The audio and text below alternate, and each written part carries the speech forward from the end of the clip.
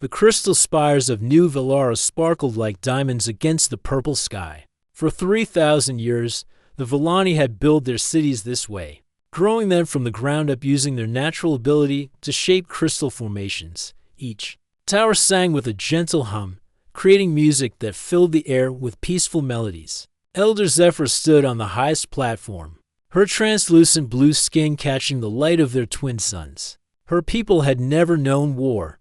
They had never needed to. The Villani were healers, teachers, and artists. Their weapons were knowledge and compassion. But today, everything changed.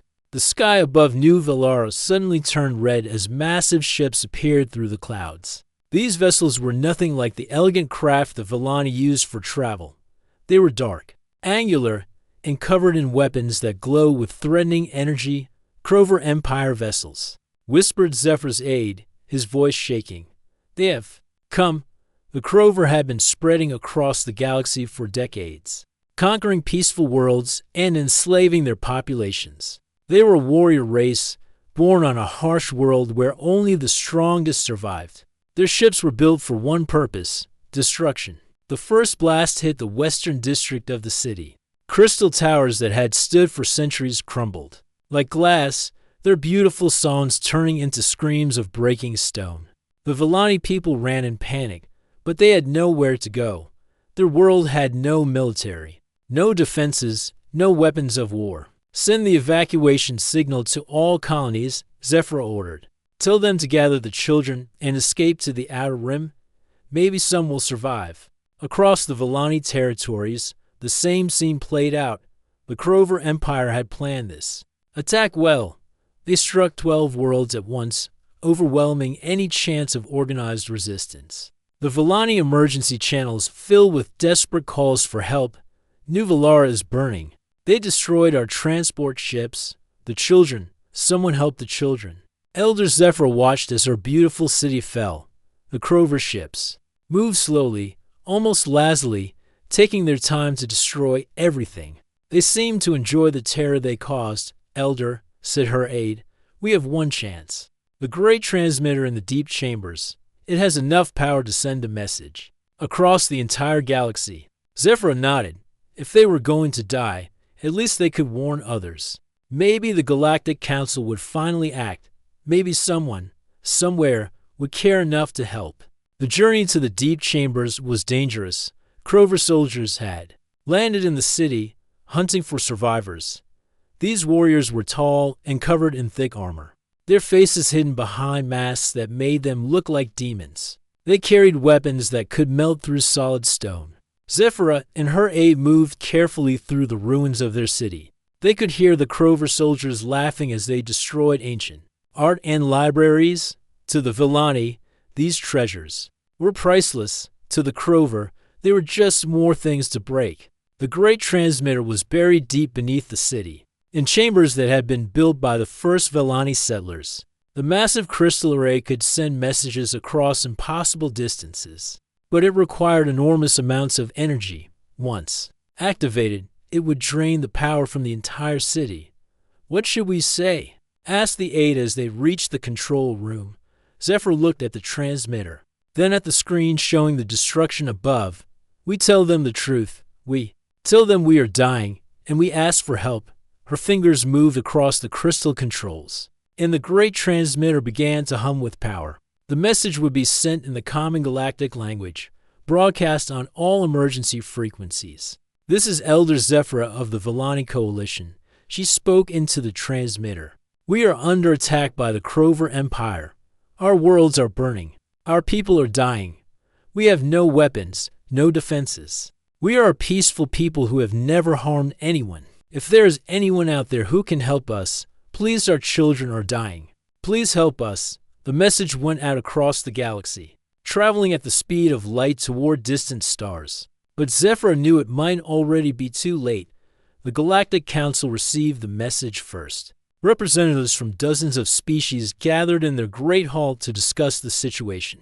The Altarians, with their bird-like features, spoke of the tragedy. The Centauri, ancient and wise, expressed their sorrow. The hegemony delegates, proud and wealthy, offered to accept refugees. But when it came to military action, the hall fell silent. The Crover Empire was too strong, too dangerous. No one wanted to risk their own people for a race they barely knew. The Villani chose to remain neutral in galactic politics, said the hegemony representative.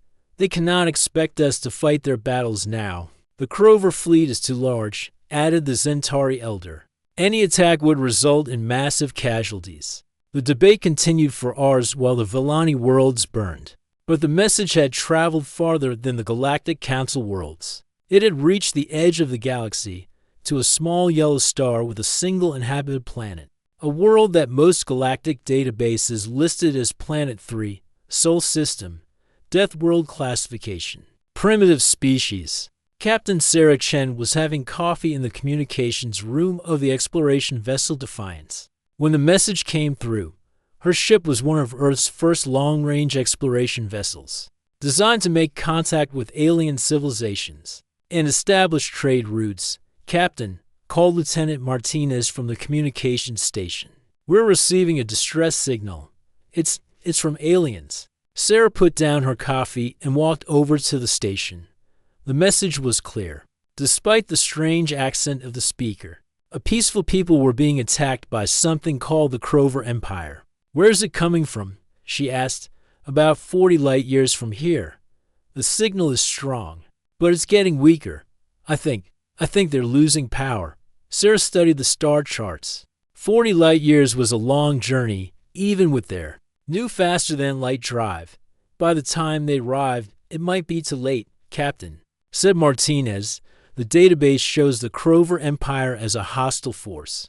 They've conquered dozens of worlds, and these Villani, they're listed as pacifists. They don't even have weapons. Sarah thought about her orders. They were supposed to explore and make peaceful contact, not get involved in alien wars. But the message kept playing in her mind. Please help us. Our children are dying. She had joined the Earth Space Force to explore the stars and represent humanity among the galaxies. But she had also sworn an oath to protect the innocent. Martinez, send a message to Earth Command. Tell them we're investigating a distress signal. Then plot a course for the Villani system. Captain, are you sure? We don't know anything about these aliens or their enemies. Sarah looked at the star map again. Somewhere out there, people were dying while others stood by and did nothing. Maybe that was how the galaxy worked, but it wasn't how humans worked. Set course for the Villani system. Maximum speed. The Defiance turned toward the distant stars, carrying with it the hopes of a species that didn't even know humans existed. Behind them, Earth continued its slow rotation, unaware that its children were about to face an enemy that had conquered half the galaxy. But Sarah Chen wasn't thinking about the odds. She was thinking about a voice in the darkness, asking for help when no one else would listen. The Defiance jumped to faster-than-light speed, racing toward a war that would change the galaxy forever. The Defiance dropped out of faster-than-light travel at the edge of the Villani system. Captain Sarah Chen stood on the bridge, watching the main screen as the ship's sensors painted a picture of destruction. Captain, said Lieutenant Martinez, his voice tight with shock, I'm reading multiple ships in the system, large ones. The tactical display showed the terrible truth. 50 massive Crover warships moved through space like hungry sharks, hunting the few remaining Villani evacuation vessels. The alien ships were enormous, each one 3 times the size of the Defiance. They bristled with weapons and armor plating that looked like it could shrug off anything humanity could throw at them. Look at the size of those things, whispered Ensign Park from the weapons station. Each one of those ships could probably destroy a city. Sarah watched as one of the Crover vessels fired on a small Villani transport. The beam of energy tore through the defenseless ship like paper, and she could see the tiny escape pods launching into space. But the Crover ships were hunting those too, picking them off one by one. They're killing refugees, said Martinez. Those are civilian ships. No weapons, no armor. On the screen, Sarah could see the Villani evacuation fleet, maybe 20 ships of various sizes, all of them clearly built for peace rather than war. They were beautiful vessels, smooth and elegant, but they were dying. The Crover ships surrounded them like wolves around a flock of sheep, "Captain," said Commander Jackson, her first officer. "We need to report this to Earth Command and request a full fleet. We can't take on 50 warships with one exploration vessel." Sarah knew he was right. The logical thing to do was to observe, record, and report back to Earth. The Defiance was built for exploration, not war. Her crew of 200 had signed up to meet aliens and explore new worlds, not fight battles. But as she watched another Vellani transport explode, she thought about the message they had received. A voice in the darkness, asking for help when no one else would listen. How long would it take to get a message to Earth and receive reinforcements? She asked. "At least 6 months, Captain. Maybe longer if Command has to build a proper fleet." Sarah looked at the screen again. In 6 months, there would be no Vellani left to save. Martinez opened a channel to the Crover fleet. "All frequencies." "Captain, what are you doing?" asked Jackson. "What humans do," Sarah replied. "We're going to help." The communications officer looked nervous, but he followed orders. "Channel open, Captain." Sarah took a deep breath. "This is Captain Sarah Chen of the Earth vessel Defiance. You are attacking civilian vessels. Stop your attack immediately and withdraw from this system." For a moment, there was silence. Then the main screen flickered, and Sarah found herself looking at her first alien face. The Crover commander was tall and imposing, with gray skin and red eyes. His armor was black and covered in symbols that looked like they had been carved with fire. "Earth vessel," the alien said, his voice deep and harsh. "I am War Leader Brutus of the Crover Empire. Your species is not known to us. You will leave the system immediately or you will be destroyed." Sarah felt her heart pounding, but she kept her voice steady. "I'm giving you one chance to withdraw. Stop attacking those ships and leave this system." The Crover leader laughed. "A sound like breaking glass. Your ship is tiny. You have no allies. You will die for nothing." "Maybe," Sarah said, "but we're going to try anyway." She cut the communication and turned to her crew. "Battle stations. All hands, prepare for combat." The bridge erupted in controlled chaos as the crew prepared for their first real battle. The Defiance had weapons, railguns, and missile launchers designed for defense against pirates and asteroids, but they had never been tested against an alien. "Warship, Captain," said Ensign Park. "I'm reading 50 enemy vessels. They're all bigger than us." "This is impossible." Sarah smiled grimly. "Park, has anyone ever told you about the Battle of Thermopylae?" "No, Captain. Look it up later. Right now, target the lead ship. Full power to weapons." The Defiance accelerated toward the Crover fleet, its small size making it look like a minnow swimming toward a school of sharks. On the bridge, Sarah could feel the tension from her crew. They were scared, but they were also determined. "Enemy ships are turning toward us," reported Martinez. They're laughing on the communications channels." Sarah could understand. Why? The human ship was tiny compared to the Crover vessels. It looked like a joke. A small exploration ship challenging an entire fleet. But the Crover had never fought humans before. They didn't know what a death world was, or what it did to the creatures that evolved there. "First missile salvo incoming," called Park. 20 seconds to impact. Evasive maneuvers. Sarah ordered. Pattern Delta 7. The Defiance suddenly twisted and dove, moving in a way that violated every rule of space combat the Crover knew. The missiles, programmed to track normal ship movements, lost their target as the human vessel performed maneuvers that should have killed everyone aboard.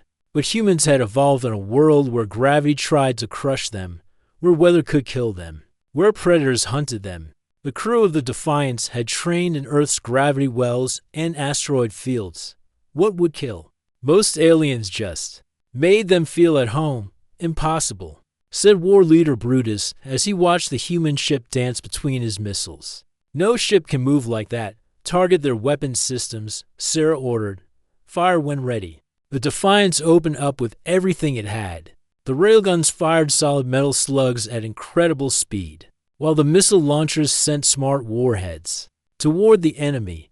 The weapons were primitive compared to Crover energy beams, but they were also unexpected. The Crover ships had shields designed to stop energy weapons and explosive missiles. But the human railgun slugs were just chunks of metal moving at tremendous speed.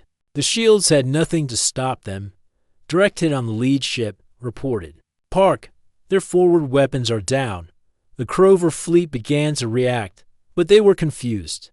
They had never seen anything like the human ship. It moved too fast, turned too sharply, and its weapons worked in ways they didn't understand.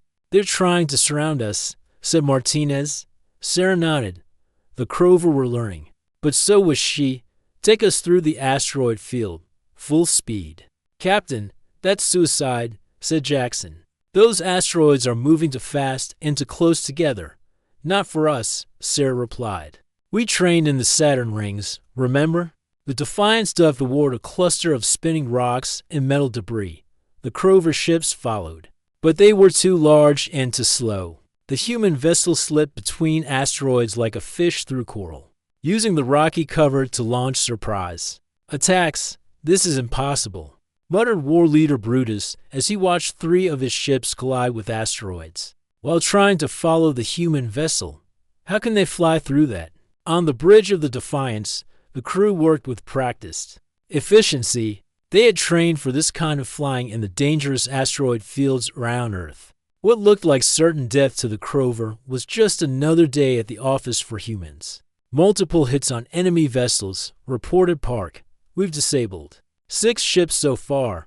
Sarah felt a surge of pride, but she knew they couldn't keep this up forever. The Crover were adapting, learning to predict their movements. And there were still 44 enemy ships left. Captain, said Martinez, I'm getting communications from the Villani ships. They're amazed. They want to know who we are. Sarah smiled. Tell them we're humans from Earth, and tell them to get ready to run. The battle continued for another hour. The Defiance used every trick in the book, and some that weren't in any book. They hid behind asteroids, used debris as weapons, and performed maneuvers that pushed the limits of what their ship could handle. But slowly, the Crover were closing in. The human ship was fast and clever, but it was still just one vessel against dozens. The crew was getting tired, and the ship was taking damage. Hull breach on Deck 7, reported Jackson. We're losing power to the rear shields. Casualties? Asked Sarah. 3 injured, none dead. But Captain, we can't keep this up much longer. Sarah looked at the tactical display. The Villani evacuation fleet was almost clear, but they still needed more time, and the Crover were getting angry. New contacts. Called Martinez. More Crover ships dropping out of faster than light. Looks like 12 more vessels. Sarah felt her heart sink. They had been doing the impossible, but 62 ships was too many, even for humans. Captain, said Park, the lead Crover ship is moving to ram us. They're going to try to take us out by ramming. Sarah watched as the massive enemy warship accelerated toward them. It was 10 times their size, covered in armor that could probably survive a nuclear blast. If it hit them, the Defiance would be crushed like an egg. All power to forward shields. She ordered, prepare for impact. Captain, we can't survive a direct hit from that thing, said Jackson. Then we won't let it hit us, Sarah replied. Martinez, send a message to Earth. Tell them what we found here. Tell them the galaxy needs help. The massive Crover ship rushed toward them, its weapons blazing. But at the last second, the Defiance twisted away, using the enemy's own momentum. Against them, the Crover ship, too large to turn quickly, crashed into an asteroid instead. The Defiance shuddered as the Crover boarding pod slammed into its hull. Captain Sarah Chen felt the vibration through the deck plates and knew their time for space combat was over. Now it would be face-to-face, human against alien, in the narrow corridors of her ship.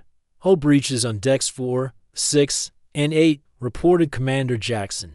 They're cutting through the airlock doors. Sarah activated the ship's internal communication system. All hands, this is the captain. We have hostile boarders. Defend the ship. Protect the crew. Show them what humans can do. Throughout the ship, the crew of the Defiance prepared for something they had trained for but never expected to face. They were explorers and scientists, not soldiers, But they were also humans, and humans had learned to fight long before they learned to fly. Among the stars, Sergeant Mike Rodriguez was in the ship's armory when the boarding alarm sounded. He had been a Marine before joining the Space Force, and he knew what was coming. The Crover would expect an easy victory. They had seen human ships fight, but they had never seen humans fight. Listen up, he told the 20 crew members who had gathered for weapons. These aliens are bigger than us, probably stronger too, but they don't know what they're walking into. This is our ship. We know every corridor, every room, every hiding spot. We're going to use that. He handed out the ship's small arsenal. Pistols, rifles, and grenades designed for ship defense. The weapons were simple but effective, built to work in the cramped spaces of a starship. Remember, Rodriguez continued, we're not trying to win a fair fight. We're trying to survive and protect our shipmates. Use the environment, use the darkness, use whatever you have to. On Deck 4, the first Crover warriors broke through the airlock. They were enormous, nearly 8 feet tall and covered in black armor. That made them look like walking tanks. Their weapons were energy rifles that could burn through metal, and their helmets had glowing red visors that scanned for targets, spread out, and secure the ship. Order the Crover squad leader. These humans are primitives. This should be easy. The first squad moved down the corridor, their heavy boots echoing in the metal hallway. They expected to find panicked crew members hiding in corners, begging for mercy. Instead, they found empty corridors and silence. Where are they? Asked one of the warriors. Probably hiding in their quarters. The squad leader replied, we'll flush them out. But the humans weren't hiding. They were hunting. Rodriguez had positioned his people in the maintenance tunnels that ran through the ship's walls. From there, they could move without being seen, appearing and disappearing like ghosts. The Crover were used to fighting on planets where battles were straightforward and direct. They didn't understand ship combat, where every wall could hide an enemy. The first attack came from above. Ensign Park, the weapons officer, had positioned himself in the ceiling crawl space. As the Crover squad passed below, he dropped a grenade through a loose floor panel. The explosion echoed through the corridor, but the Crover armor protected them from the worst of it. However, the blast damaged their helmet sensors, and suddenly they couldn't see as well in the ship's dim lighting. Contact, shouted the squad leader. They're in the walls. But by the time he spoke, Park was already gone, crawling through the maintenance tunnels to his next position. The Crover fired their energy weapons at the ceiling, but they were shooting at empty air. This is impossible, muttered one of the warriors. How can they move so fast? The answer was simple. The Crover were used to fighting in the heavy gravity of their homeworld, where quick movement was difficult.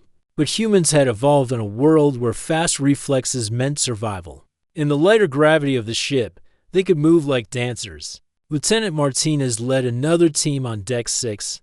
He had turned off the corridor lights, plunging the area into darkness. The Crover had night vision in their helmets, but it wasn't perfect, and humans had something the aliens didn't expect. They could see in near darkness. Where are they? Asked a Crover warrior as he stumbled through the dark corridor. I don't know, replied his partner.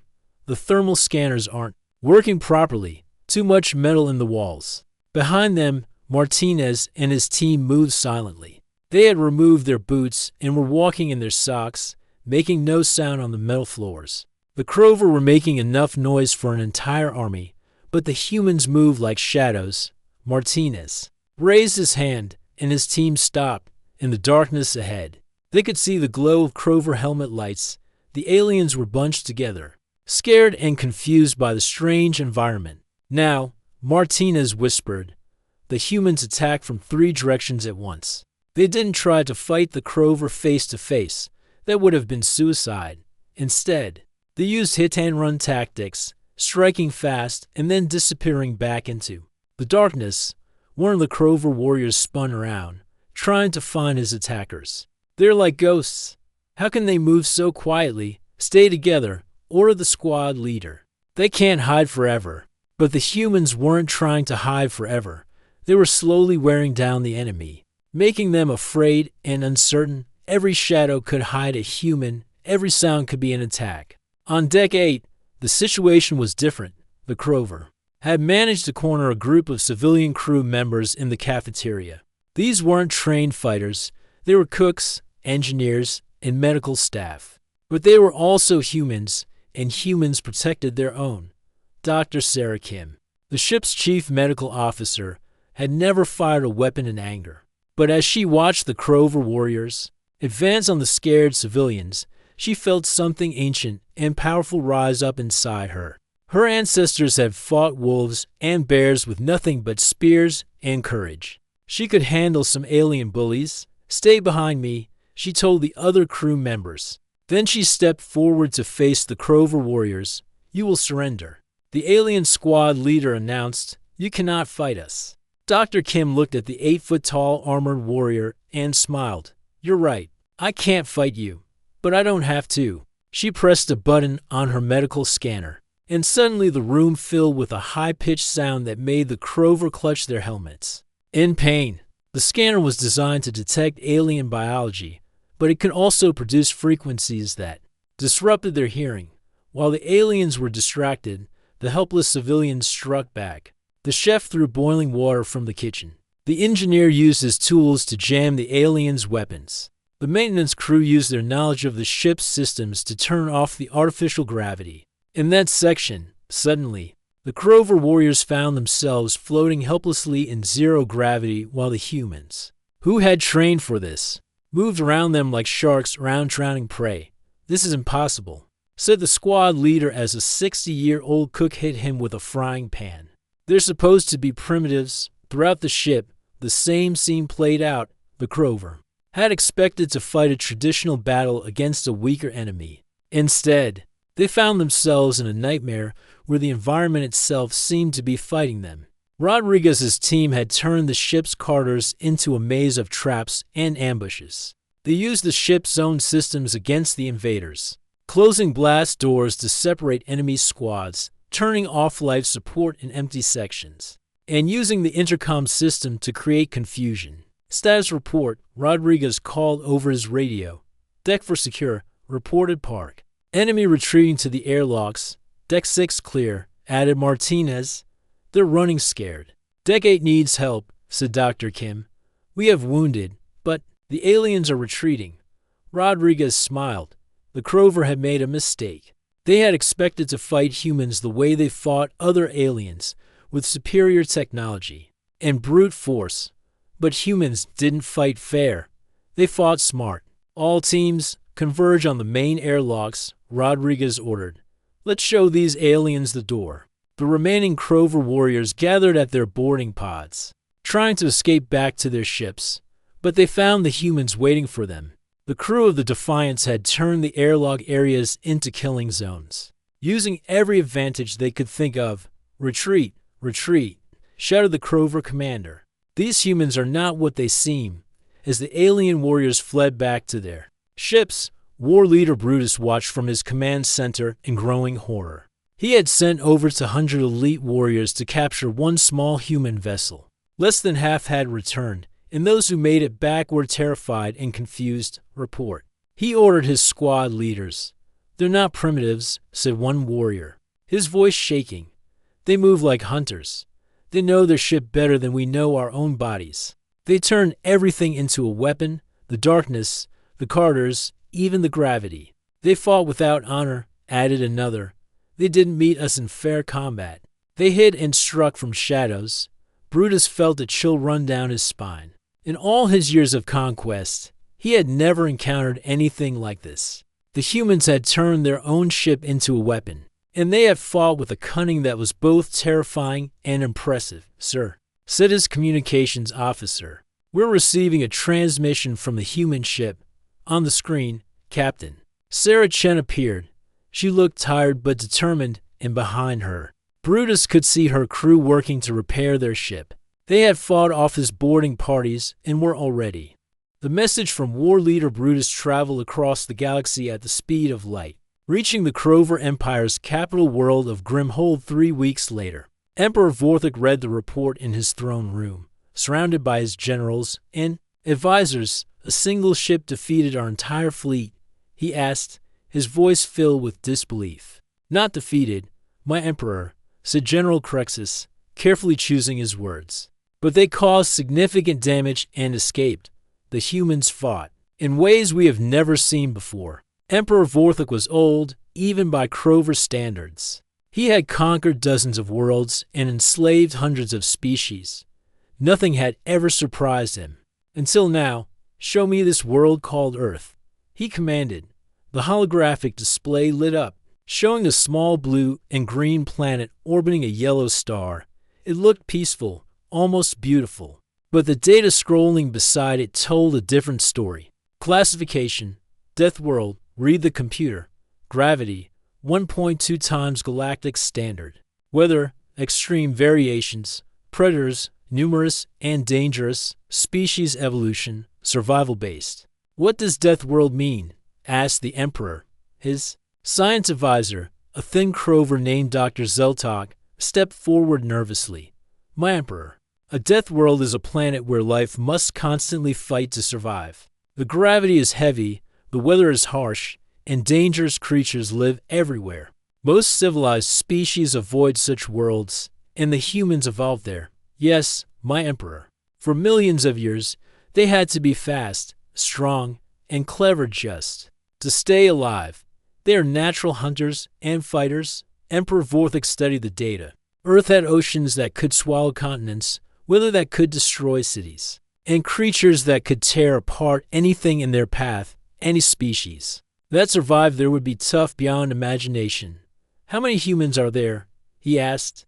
Approximately 8 billion on their homeworld, and several million more on colony worlds, replied Dr. Zeltok. The Emperor felt a chill. 8 billion Deathworlders, all with the skills that had allowed one ship to humiliate his fleet. If they decided to fight, they could be a serious threat to the Empire. We destroy them now, he declared, before they become stronger. Prepare the Grand Fleet. Meanwhile, on Earth, the governments of the world were holding an emergency meeting. The message from Captain Chen had arrived just hours ago, and the leaders were still trying to understand what it meant. So you're telling us, said President Martinez of the Americas Union, that we've made contact with aliens, and they're hostile? That's correct, replied Admiral Sarah Thompson, head of Earth's Space Defense Force. Captain Chen's ship encountered a species called the Crover Empire. They were attacking peaceful aliens called the Vellani. When our ship tried to help, the Crover declared us enemies. One ship against an entire fleet, said Chancellor Liu of the Asian Federation. How did they survive? Admiral Thompson smiled. Because they're human, sir. Captain Chen used our natural advantages, our reflexes, our adaptability, our refusal to give up. But she also sent us a warning. The Crover know about Earth now. The world leaders looked at each other with worry. They had spent centuries fighting among themselves, never imagining they might face a threat from the stars. What do we know about this Crover Empire? Asked Prime Minister Jackson of the European Alliance. According to the data Captain Chen gathered, they've conquered dozens of worlds. They're a warrior species that believes in conquest through strength. They don't negotiate. They don't trade. They just take what they want. And they're coming here. It's likely, Admiral Thompson replied. Captain Chen's ship damaged their reputation. For a species that values strength above all else, being defeated by one small ship is a serious problem. They'll want revenge. President Martinez leaned back in his chair.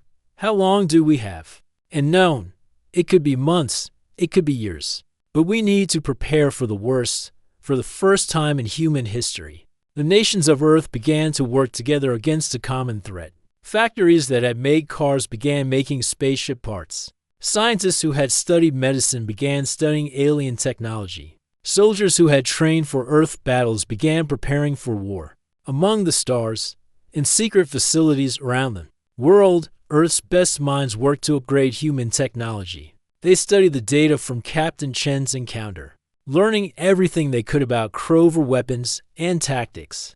Their energy shields are strong against plasma and lasers, explained Dr. Sarah Kim, who had been transferred from the Defiance to Earth's Research Division. But they're weak against solid projectiles moving at high speed. Like our railguns? Asked General Rodriguez. who had been promoted after his heroic actions on the ship. Exactly. We need to build more ships with kinetic weapons. And we need to train our pilots to fight the way Captain Chen did, fast, unpredictable. Using our environment as a weapon, round the galaxy, word of the human encounter was spreading. The Vellani, grateful for their rescue, shared everything they knew about Crover tactics and technology. Other conquered species began to whisper about the Deathworlders who had stood up to the Empire. Elder Zephyra, who had survived the attack on New Valara, was now living on a Vellani refugee ship. She spent her days working with human scientists, sharing her people's advanced technology. Your people saved us when no one else would. She told Dr. Kim during one of their meetings, we want to help you prepare for what's coming. What can you tell us about the Crover? Dr. Kim asked. They are strong and brutal, but they are also predictable. They always use the same tactics, overwhelming force and direct assault. They have never faced an enemy that fights the way humans do. The Vellani shared their shield technology, their faster-than-light drives, and their energy weapons. Combined with human engineering and creativity, the result was impressive. Earth's new starships were smaller than Crover vessels, but they were faster, more maneuverable, and armed with weapons that could punch through alien armor. In the asteroid belt, human engineers were building a network of defense stations. Each one was armed with railguns and missiles, and they were positioned to create crossfire zones that would make any invasion extremely costly. We're not trying to build a fleet that can conquer the galaxy, explained Admiral Thompson to a group of ship captains. We're building a defense force that can make attacking Earth too expensive to be worth it, but the preparations went beyond just military hardware. Every human colony, from Mars to the Outer Rim, was being fortified.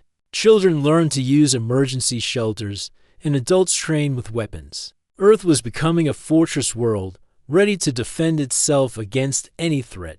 The changes weren't just physical, they were psychological. For the first time since the ancient days, when humans fought for survival against wild animals, the entire species was united against a common enemy. Old rivalries were forgotten, and new alliances were formed. We're not just preparing for war. President Martinez told the world in a broadcast. We're preparing to show the galaxy what humans can do when we work together. 3 months after the encounter at the Vellani system, Earth's sensor networks detected something terrifying. A massive fleet was approaching from deep space, hundreds of ships, all bearing the markings of the Crover Empire. How many? Asked Admiral Thompson as she studied the tactical display. 500 ships, maybe more, replied the sensor operator. It's the largest fleet movement we've ever recorded. Admiral Thompson felt her heart race. But she also felt something else, determination. Earth had 3 months to prepare, and humans had used every day wisely. Send the signal to all defense forces, she ordered. Operation Home Guard is now active. All ships to battle stations, all colonies to emergency status, across the solar system. Human ships began moving into position. They were outnumbered, 10 to 1, but they had advantages the Crover didn't expect. They knew the solar system better than anyone. They had months to prepare defenses, and they were fighting for their home. Captain Sarah Chen, now commanding the new battleship Terra, received the activation signal on her ship's bridge. Round her, the crew prepared for the battle that would determine the fate of humanity. All hands. This is the captain, she announced over the ship's communication system. The Crover Empire is coming to destroy our world. They think we're primitives who got lucky once. They're about to learn that humans don't just get lucky. We make our own luck. She looked out at the stars, knowing that somewhere in that darkness, an alien fleet was coming to destroy everything she loved. But she also knew that humanity was ready. They wanted to see what Deathworlders can do. She said quietly, let's show them. In the depths of space, Emperor Vorthic's invasion fleet dropped out of faster-than-light travel at the edge of Earth's solar system. The Emperor himself had come to oversee the destruction of the troublesome humans. Report, he commanded. We have arrived at the target system, my Emperor, said his fleet commander. The planet called Earth is the third world from the star. We detect multiple human ships and defense platforms. How many? Approximately 50 ships. Various sizes. They appear to be waiting for us. Emperor Vorthik laughed. 50 ships. Against 500, these humans are even more foolish than I thought. Begin the attack. Show them the power of the Crover Empire. The Battle of Seoul began at exactly 14:30 to Earth Standard Time, when the first Crover missiles streaked across the darkness toward the human fleet. Captain Sarah Chen watched from the bridge of the Terra as hundreds of energy blasts lit up space. Like deadly fireworks, all ships, this is Admiral Thompson, came the voice over the communication channel. Remember the plan. Use the asteroids, use the planets, use everything you can. Make them pay for every inch. The human fleet scattered immediately, breaking into small groups that dove toward the asteroid belt. The Crover had expected a traditional space battle with ships lined up in neat formations. Instead, they found themselves chasing humans who fought like space pirates. They're running again, said Emperor Vorthik from his flagship. Pursue them, destroy them all. But the humans weren't running. They were leading the Crover fleet into a trap. As the alien ships followed the humans into the asteroid field, hidden defense platforms suddenly came online. Railgun stations that had been disguised as space rocks opened fire, sending solid metal slugs at incredible speeds toward the Crover vessels. Impossible, shouted the Crover fleet commander as three of his ships exploded in the first volley. How many weapons do they have hidden out here? The answer was everywhere. For 3 months, human engineers have been placing weapons throughout the solar system. Every asteroid, every moon, every piece of space debris could be hiding a gun or a missile launcher. Captain Chen brought the Terra around behind a large asteroid, using it as cover while she targeted a Crover cruiser. Her ship was 1/10 the size of the enemy vessel, but it was armed with new weapons designed specifically to fight the Crover. Fire, she ordered. The Terra's main railgun sent a tungsten slug through space at nearly the speed of light. The Crover ship's energy shields, designed to stop plasma beams, couldn't even slow down the solid projectile. The slug punched through the alien ship's armor like paper and exploded inside its engine room. Direct hit, reported her weapons officer. Enemy vessel is dead in space. All around the solar system, the same scene played out. Human ships used their superior speed and knowledge of the terrain to strike and fade, hitting the Crover fleet from unexpected angles and then disappearing before return fire could reach them. This is impossible, said General Crexus as he watched the tactical display. They're fighting like hunters. How can they coordinate without using communications? The answer was simple. Humans had been pack hunters for millions of years. They could work together instinctively, reading each other's movements and intentions without needing to talk. While the Crover relied on rigid command structures and detailed orders, humans could adapt and improvise in real time. Lieutenant Martinez, now commanding his own destroyer, was leading a squadron through Saturn's rings.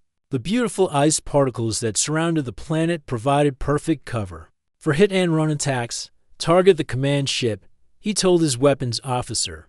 One shot. Then we disappear into the rings. The human ships emerged from the ice clouds, like sharks from murky water, fired their weapons, and vanished again before the Crover could respond. It was a type of warfare the aliens had never encountered, fluid, unpredictable, and devastating. Emperor Vorthik was growing frustrated. His massive fleet should have crushed the humans in minutes. But instead, he was losing ships steadily while barely landing any hits on the enemy. Send in the assault ships, he ordered.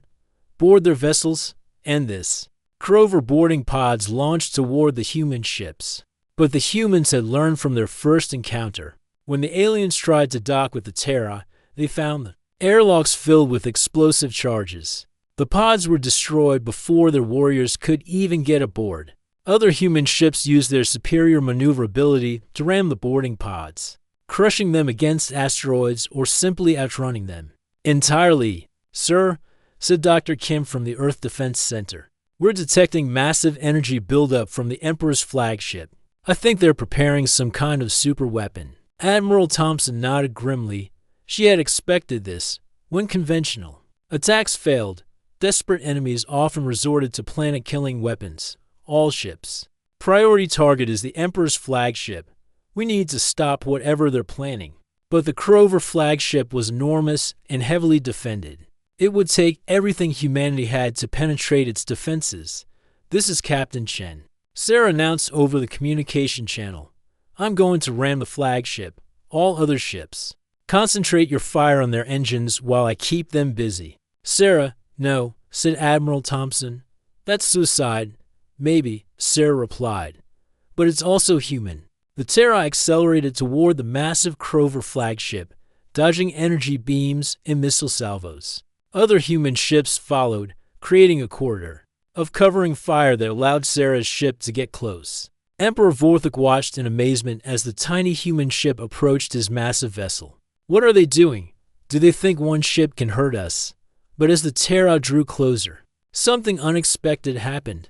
The human ship didn't try to ram the flagship. Instead, it released dozens of small objects that attached themselves to the Crover ship's hull. Boarding pods, said the Emperor's aide. But they're so small. Because they don't carry warriors, Sarah said over the communication channel. They carry engineers. The small pods contain human technical teams armed with cutting tools and explosives. While the Crover were expecting a frontal assault, the humans were cutting through their hull and attacking their ship's systems from the inside. Internal explosions throughout the ship reported the flagship's damage control officer. They're targeting our power systems. Emperor Vorthik felt his ship shudder as explosion after explosion rocked the massive vessel. The humans weren't trying to fight his warriors, they were trying to disable his ship by destroying its most important systems. Impossible, he muttered. No one fights like this, we do, said Sarah Chen as her ship pulled away from the crippled flagship. Because we're human. The Emperor's super weapon powered down as its energy systems failed. Around the solar system, the Crover fleet was in chaos. They had lost over half their ships. And the humans were still fighting with the same intensity as when the battle began. My Emperor, said General Crexus, we must retreat. We cannot win this battle.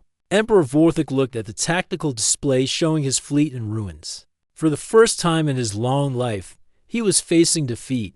Send a message to the human fleet. He ordered. Captain Chen's face appeared on the screen, and the Emperor was surprised to see that she didn't look triumphant. She looked tired but determined. I am Emperor Vorthik of the Crover Empire, he said. You have fought well, human. What are your terms? Sarah studied the alien leader for a moment. Withdraw from all Villani territories. Release all conquered peoples. Never attack peaceful species again. And if we refuse? Sarah smiled, and for the first time, the Emperor understood why the galaxy called Earth a death world. Then we come to your home world, and we show you what 8 billion humans can do. When they're angry, Emperor Vorthik felt a chill run down his spine. The battle had shown him what 50 human ships could accomplish. The thought of facing 8 billion of these Deathworlders was terrifying. We accept your terms, he said quietly. 6 months later, Elder Zephyr stood in the rebuilt capital of New Villara, watching as human and Villani children played together in the Crystal Gardens. The Crover Empire had collapsed, not through conquest, but through the example humanity had set across the galaxy. Oppressed species had risen up against their conquerors. The message was clear. If humans could stand up to the mighty Crover Empire, anyone could fight for their freedom. Thank you, Zephyr said to Captain Chen, who was visiting the rebuilt world. You didn't just save our people, you saved the entire galaxy. Sarah smiled as she watched the children play. We just did what humans do. We helped those who couldn't help themselves. And what will humans do now? Asked Zephyr. Sarah looked up at the stars, where human ships were already traveling to other worlds, not as conquerors, but as protectors and friends. We'll keep doing what we've always done, she said. We'll explore, we'll learn, and we'll make sure that no one else has to face their darkest hour alone. The galaxy had called for help, and it was Deathworlders who had answered. But in the end, the humans had shown that being from a death world didn't make them killers, it made them survivors. And survivors always protected those who couldn't protect themselves.